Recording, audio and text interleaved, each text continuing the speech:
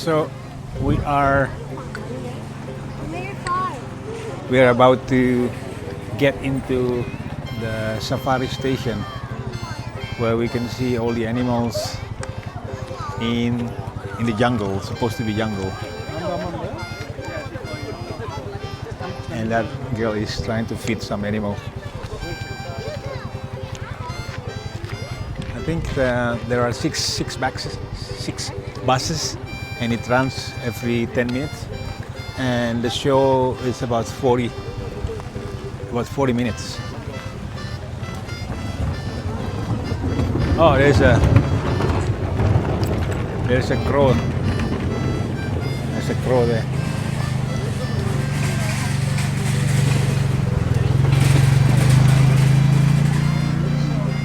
This one we're gonna enter this safari bus. Bus safari.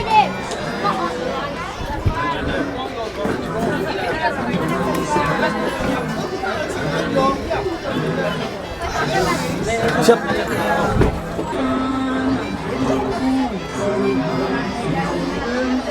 We're ready to explore the safari.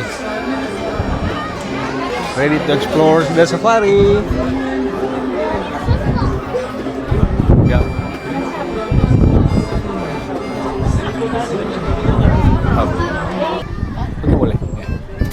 Now, from time to time, I will be waiting as I exit these gates just so to make sure that they can close behind me. We want to keep our animals all inside the exhibits they're meant to be in. But whilst we're waiting, are there any Zuzig members on board? If you remember, give me a wave outside the carriage. A few hands going out, love to see it. But welcome especially in the centre of Australia, we have about 1 million feral camels. Now those animals are not ideal to our ecosystems. I have camel there. Because of their big bodies and their heavy hooves, they kind of go around, they compact our soil and they compact the ground, which is not good for our soil health or plant health. Although in their own natural habitat, they play an important role in seed dispersal. They plant these seeds and they spread those seeds around. Wow. What is now this? those animals you're seeing out to our right, to our back right, those are our scimitar horned oryx. You will see more of those later on in our savannah. And they're one of three. So there is an Indian male black butt around here somewhere. I'm not too sure where he is, but he looks completely different than the females. So these are all females here, they're light in colour, they have no horns. Whereas the male is much darker in colour and he has horns. So he looks completely different. Has horn. So these animals, they can get up to speeds of up to 90 kilometres an hour when they're running around. Wow, 90 in their native range. They have predators such as big cats, like lions and tigers, and also bears. So you'd want to be fast if you're living in an environment like that. That's the only way you're going to stay alive. There's only 400 left in the wild before conservation programs take place. They were hunted extremely for their meat and for their skin and their fur. Being big such woolly animals that provide a lot of resources, but in a bit of a tragedy to the commons, these natural resources were exploited with no foresight into what would happen when the numbers start getting too low.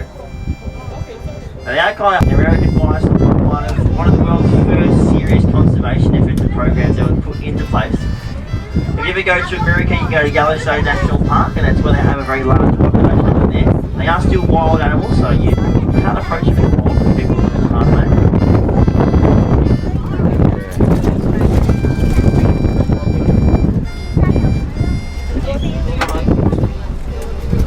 Themselves and other herd animals out in our savannah. This is emu. Ostriches are ostriches that eat plants and meat, so they go around eating all the insects and rodents that get displaced from the browsing of zebras and rhinos and other predators. And in return, they keep a well addition to the safari team, and the keepers have done a fantastic job bringing him into the world. Rhinos are notoriously hard to breed in captivity. To have Jabulani out and about like this is a real testament to how hard our keepers and our team here at Zoo Victoria work.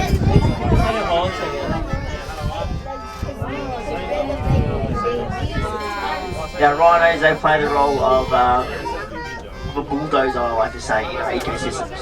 Like elephants, they're big body mega herbivores. They go around in their big stature, being a couple ton in weight, and they have the ability to knock down trees and branches By doing that, they provide access to new browsing areas and grazing areas that some animals wouldn't usually have access to. And they also create new habitats and pathways for other animals. By knocking down these trees, all that leaf litter and bark and stuff on the ground is really good for us smaller animals. While at the same time, like I said, other animals like the antelope and zebras get access to food they probably would not have had access to had our rhinos not bulldozed that area. So very similar to what elephants do. This is a real rhino or statue? Oh, real. Looks like statue.